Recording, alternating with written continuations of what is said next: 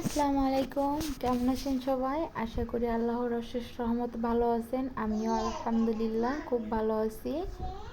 আমি উঠেছি অনেক ভোরে, বাট এখন মানে ভোরে নামাজ পড়ছি, কোরআন পড়েছি এবং তারপরে এই যে ঘরগুলো সকালবেলা উঠে যা করতে হয় আর কি, সকাল সকাল আমি চলে যাই আমার ছোট্ট ব্যালকনি বাগানে। আমি আমার বাগানটাতে সাজাইতে খুব পছন্দ করি এবং সকাল হলে আমি উঠে তাদেরকে পানি দিই, তাদের সাথে কিছু সময় স্পেন্ড করি। তারপর আমার হাজব্যান্ডকে একটু চা দিই, কারণ ভোরে উঠে ওর একটু ক্ষুধা লাগে, তাই আমি একটু হালকা নাস্তা আর কি বিস্কিট দিয়ে চা দিই। ওইটা খাওয়ার পরে আমি নাস্তা করি, নাস্তা তৈরি করতে যাই আর কি। তো ওখান থেকে এসে যে আমি চা বসাইতেছিলাম, তো আমার মেয়েও দুষ্টামি করতেছিল, ও উঠে যায় আমাদের সাথে, পিচ্ছি তো ভোরে ভোরে উঠে যায়। তাই তো আমি চা বানাইতেছি, এখানে রং চা করবো আর কি। উনি সকালে রং চা খায়, উনি দুধ চা খায় না, খেতে চায় না আর কি। সব সময় বরাবরই রং চা পছন্দ করে। আমার পিচ্চিটাও খায়, আমার একটা ছেলে একটা মেয়ে, তো ওদের জন্য চা করতেছি। সবারই সকাল সকাল কাজ থাকে, আমারও চা বিস্কিট দিয়ে খাবে, কারণ একজন তাই আমাদের সংসার করতে হলে তো সকালে উঠে কাজ করতেই হয়। আর আমার সকাল সকাল উঠে কাজ করতেই ভালো লাগে এবং ভোরে উঠে যদি নামাজ পড়ি, কোরআন পড়ি, তো শরীরটা এমনিতে আরও বেশি ভালো লাগে। তাই আমি ভোরেই উঠি, ওঠার চেষ্টা করি। হয়তো প্রত্যেক দিন হয়ে ওঠে না, দুই একদিন মিস যায়, কিন্তু তারপরে খুব খারাপ লাগে যেদিন না উঠতে পারি। আমার সকালে কোরআনটা না পড়লে খুবই কষ্ট লাগে, জানি না কার কার এমন লাগে। তো যাই হোক, আমি এই যে চা তৈরি করে ওনাকে দিব, আমার হাজব্যান্ডকে। উনি বলছে অনেক আগে ক্ষুধা লাগছে, আমি নিয়ে যাচ্ছি ওনার জন্য চা। চা নাও না, তুমি খাও, ওঠো।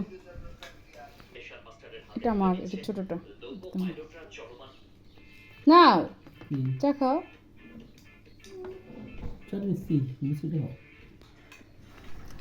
উনি চা বিস্কিট দিয়ে ভিজে ভিজে খেতে পছন্দ করে, সবাই পছন্দ করি, আমরাও ব্যতিক্রম নয়।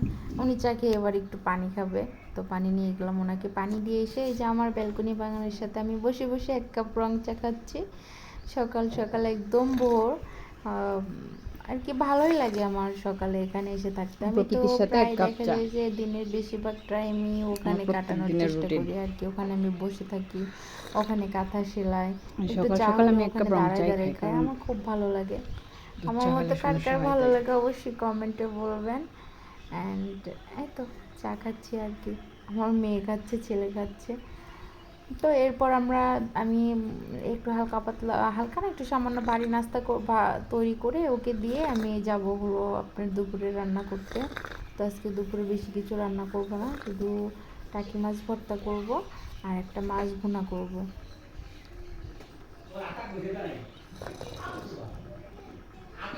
আমি বসে বসে চা খাচ্ছি আর কি। চা খাওয়ার পরে এগুলো আমি ধুয়ে পরিষ্কার করে রাখতেছিলাম, কারণ একটু গোছানো থাকলে সবারই ভালো লাগে।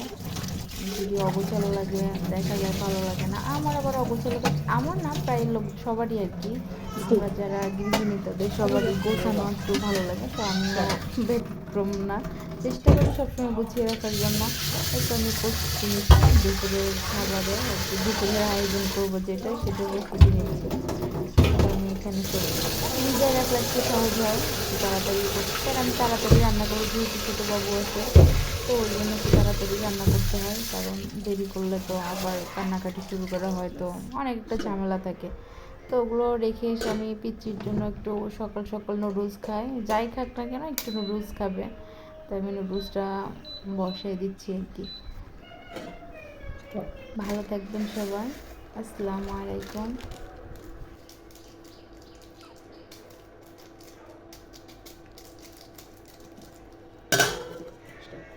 বিকেল বিকেল